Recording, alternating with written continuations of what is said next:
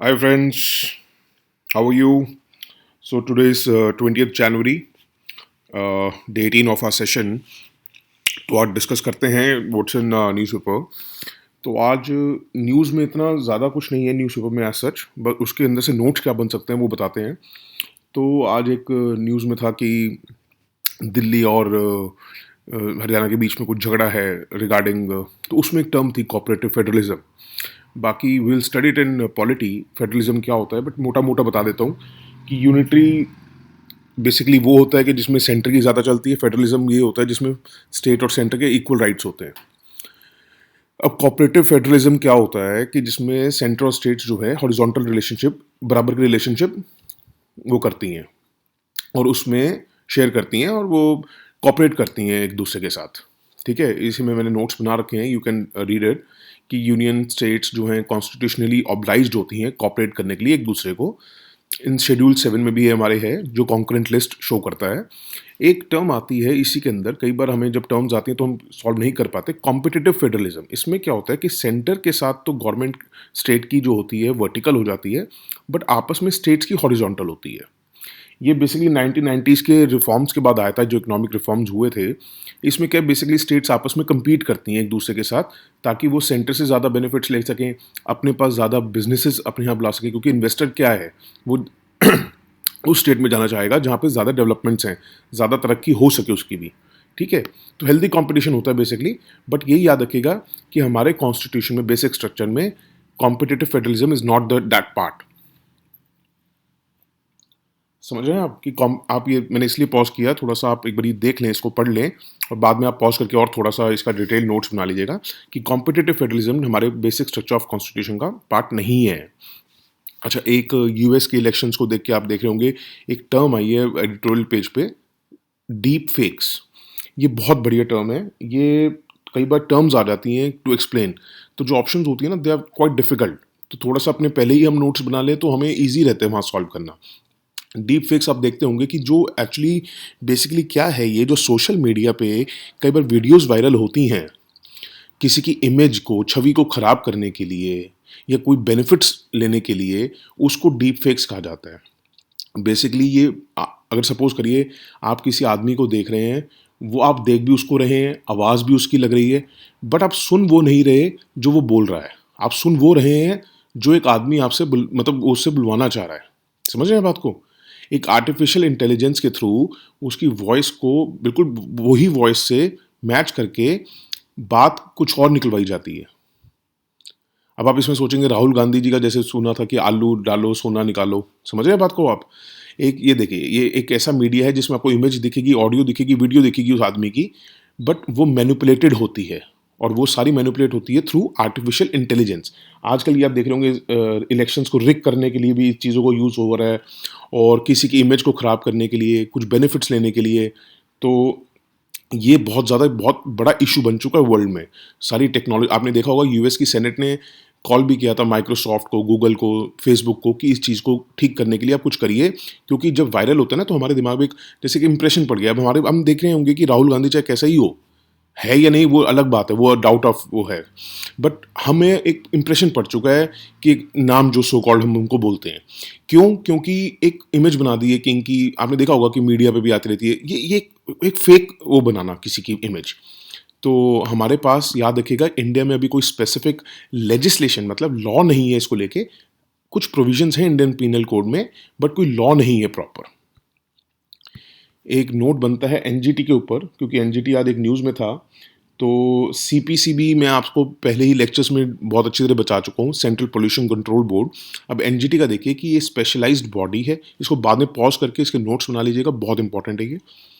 NGT act 2010 में आई थी ये। इफेक्टिव केसेस डिस्पोजल हो सकें related to environmental protection and conservation of forest and other natural resources. याद रखिएगा कि हमने यहाँ पढ़ लिया है कि related to environment protection, conservation of forest and other natural resources, but याद रखिएगा 8 पॉइंट देखिए, 8 नंबर, कि two important acts, wild life protection act 1972 and scheduled tribes and other traditional forest dwellers act 2006, ये एनजीटी की जुडिक्शन के बाहर रखा गया है। तो वाइल्ड लाइफ प्रोटेक्शन एक्ट 1972 बाहर रखने से क्या हुआ है कि जो नेशनल पार्क, सेंचुरीज, ये सब है ना, उससे रिलेटेड मैटर कभी भी एनजीटी के पास नहीं आएंगे, ये याद रखेगा। देखिए फर्स्ट पॉइंट में लिखा है कि हाँ, environment protection, conservation of forest के रिगार्डिंग ये रूलिंग कर सकते हैं। तो अगर कभी एक क्वेश्चन में ऑप्शन आए 4 ऑप्शंस में, तो आप इसको टिक कीजिएगा। बट कभी अगर याद है कि they have jurisdiction over sanctuaries, national parks, तो वो गलत है, क्योंकि ये 2 एक्ट्स 8 नंबर पे जो मैंने लिखा है ये इनसे अलग रखे गए हैं, याद रखिएगा। एनजीटी के आने के बाद इंडिया 3rd कंट्री थी जिसने स्पेशलाइज्ड एनवायरमेंटल ट्रिब्यूनल रखा था, और फर्स्ट डेवलपिंग कंट्री थी, क्योंकि पहले 2 जो हैं वो है Australia, New Zealand, they are developed countries. 6 महीने इसको मैंडेटरी है, कहते हैं ना, मैंडेटरी देख के हम स्ट्रॉन्ग स्टेटमेंट देख के हम सोचते हैं कि गलत होगा, बट कई जगह ठीक होता है। तो मैंडेटरी है 6 महीने के अंदर अंदर इनको जब केस फाइल होता है उसको डिस्पोज ऑफ करना। इसकी एक सीट नहीं है, इसकी 4-5 सीट्स हैं। Main head seat new Delhi है। कई बार पूछ लेते हैं कि सुप्रीम कोर्ट की तरह इसी की भी एक ही सीट है क्या? नहीं, ऐसा नहीं है। और they are not bound by the code of civil procedure, they are guided by the principle of natural justice. ये बहुत इंपॉर्टेंट पॉइंट है, याद रखिएगा। Chairperson members not eligible for reappointment. कभी भी देखिएगा क्वेश्चन कभी भी इन चीज़ों पे आता है तो वो 4-5 ऑप्शंस में आता है, एक ऑप्शन कभी नहीं आएगी, ये याद रखिएगा। It is less formal, less expensive. हमने कई बार पढ़ा है, जैसे लास्ट ईयर आया था कि HCNG को लेके कि दे आर लेस एक्सपेंसिव, तो ये कई बार क्वेश्चंस आ जाते हैं। 8 number point we have already discussed. The chairperson कैसे अपॉइंट होता है? Central government in consultation with chief justice of India. It is a statutory body, ये याद रखिएगा। एनजीटी एक्ट में बनी है ये। आपको मैं स्टैट्यूटरी बॉडी क्या होती है अच्छी तरह एक्सप्लेन कर चुका हूँ, बट ये याद रखिएगा, it is not a constitutional body. Constitutional body वो होती है जब कॉन्स्टिट्यूशन के अमेंडमेंट में लाके कोई आर्टिकल इसके ऊपर वो लाया जाए। समझ रहे हैं? आप बात को बड़ी ध्यान से सुनिएगा। It is a statutory body, constitutional body नहीं है। और इसको it has original jurisdiction also और एपेलेट जुरिडिक्शन, दोनों है इसके पास।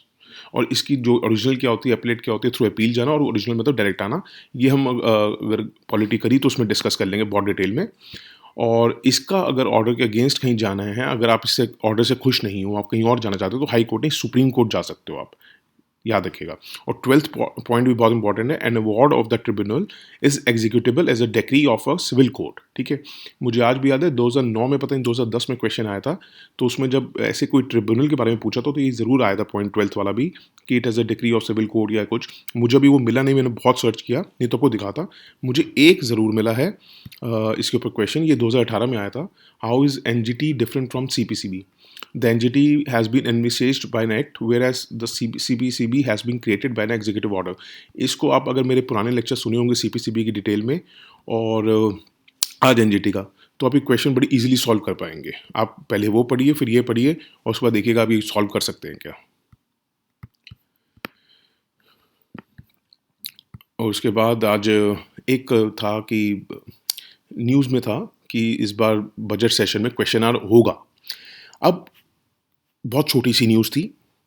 अब दिमाग खनकता क्या है कि क्वेश्चन आवर होगा, मतलब क्योंकि हमने इससे पहले पढ़ा था कोविड-19 की वजह से क्वेश्चन आवर बंद कर दिया था, तो थोड़ा सा आपको क्यूरियोसिटी होनी चाहिए कि यार ये कैसे, मतलब बंद कैसे हो सकता है और शुरू कैसे हो सकता है? ये मैंडेटरी नहीं होता क्या?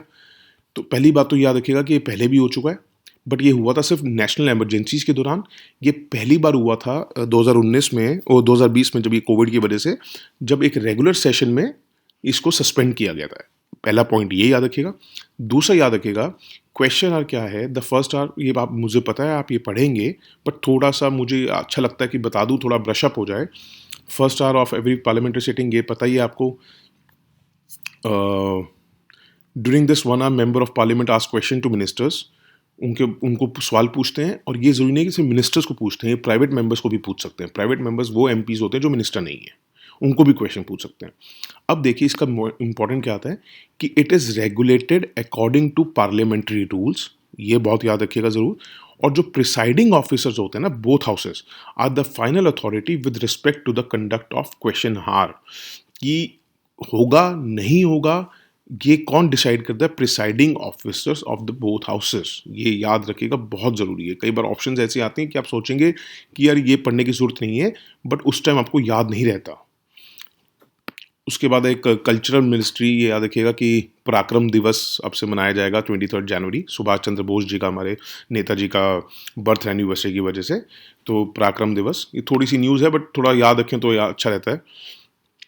एक पेज 14 पे था रविशंकर प्रसाद जी का 5G को लेके, we have become the second biggest mobile manufacturer in the world, तो ये याद रखिएगा।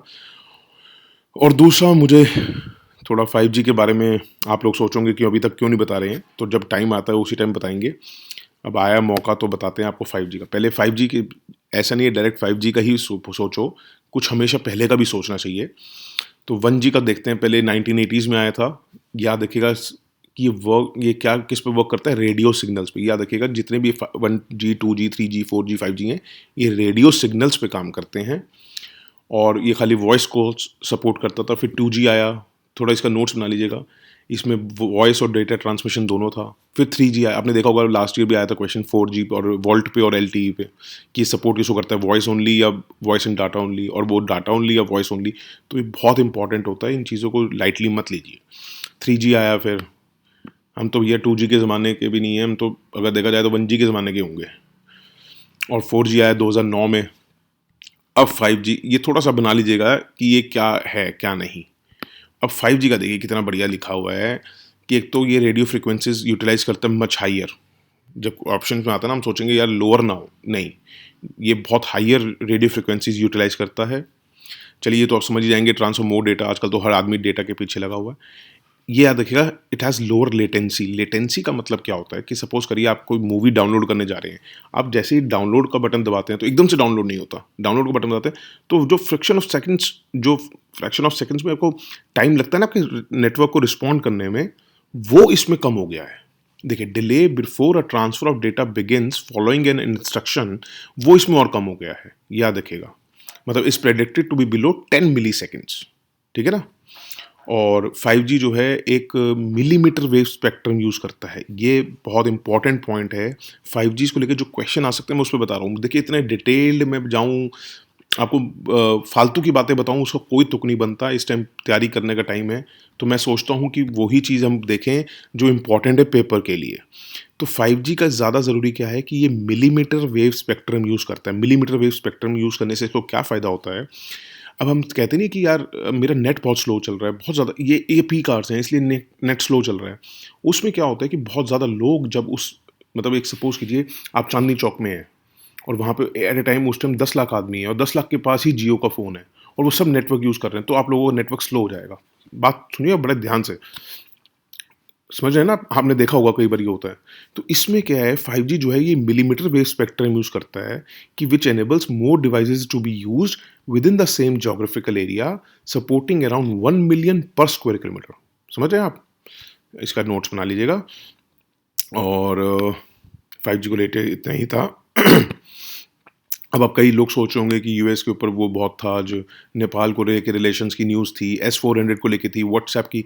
तो ये मैं सब ऑलरेडी प्रीवियस लेक्चर्स में डिस्कस कर चुका हूँ। यूएस के इलेक्शंस का सब डिस्कस हो चुका है हमारा। जो इंपॉर्टेंट है प्रीलिम्स पॉइंट ऑफ व्यू से, नेपाल के बॉर्डर डिस्प्यूट जो हमारे साथ हैं वो ऑलरेडी डिस्कस हो चुका है।